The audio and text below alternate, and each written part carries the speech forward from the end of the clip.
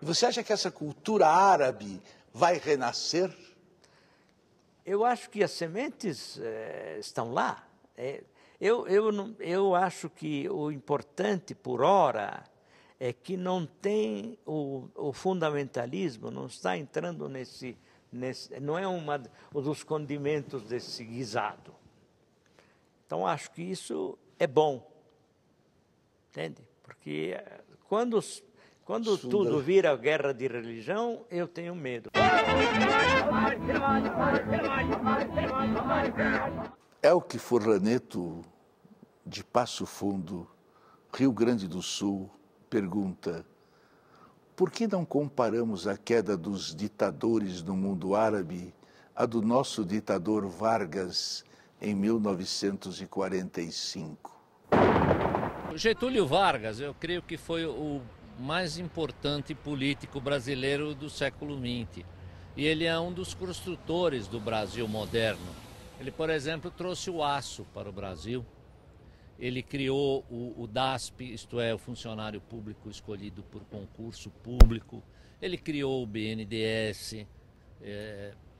Ele foi um grande construtor do Brasil moderno. Ao mesmo tempo, ele foi um líder conservador e repressivo. Ele foi o patrão dos Filinto Miller, que torturava, tinha uma indústria de tortura, deixou muita gente louca de tanto apanhar, né? E é claro que quem manda no chefe da polícia é o chefe do Estado e cada um é responsável pelo que os seus subordinados fazem. Numa etapa posterior, ele foi um grande líder populista no bom sentido.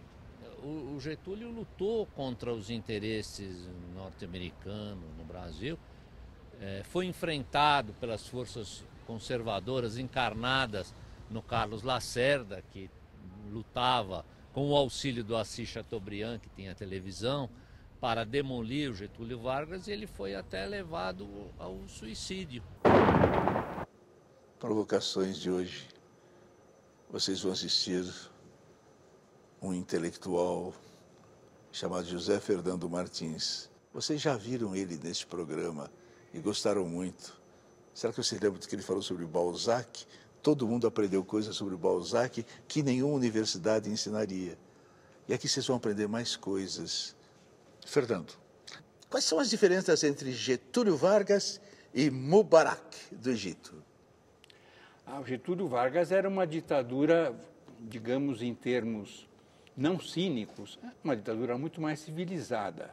Getúlio Vargas era uma ditadura que veio nos braços de um movimento progressista, que é o tenentismo. Getúlio Vargas não tinha o grau de autoridade, de perseguição, de crueldade, de enfeixe de poderes que Mubarak tem. A ditadura do Brasil ela surge como uma consequência de forças progressistas. Ela vem no bojo do tenentismo de 30, contra a República Velha, que não fazia eleições, contra a República Velha da eleição de bico de pena, contra a República Velha que não reconhecia direitos sociais para os empregados, contra a República Velha que ainda conservava traços escravistas. Getúlio Vargas foi essa pessoa que conseguiu todas essas prioridades para o povão? A consolidação das leis do trabalho, as férias remuneradas que ele criou aqui para o povo brasileiro, o aviso prévio, os institutos de previdência, a sindicalização do proletariado rural, enfim, ele revolucionou aquele sistema de trabalho laboral absolutamente primitivo que havia na República de 30 por uma coisa de um alcance social notável. Até hoje, ninguém conseguiu revogar a consolidação das leis do trabalho. Eu ouvi um presidente da República dizer que a época de Getúlio tinha acabado. Acabou como? Onde ele acabou? Só se ele resolveu fazer um decreto e acabar. Me diga uma coisa, e as pessoas eram muito contra o Getúlio? As pessoas, você fala que classe social era contra o Getúlio?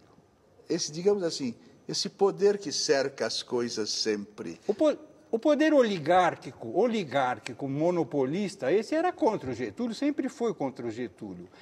Mas, eu vou dizer mais, o poder que era, na República Velha, vinculada ao imperialismo inglês, era contra o Getúlio. Agora, o poder novo, industrial, que surgiu com Getúlio, que veio com Getúlio, este poder, já ligado aos Estados Unidos, já ligado ao imperialismo americano, já dissociado do imperialismo inglês, esse povo já tinha outra visão de Getúlio, entendia o caráter progressista de um homem que conseguiu fazer o quê? A Vale do Rio Doce, que era um sindicato americano que tinha aquilo.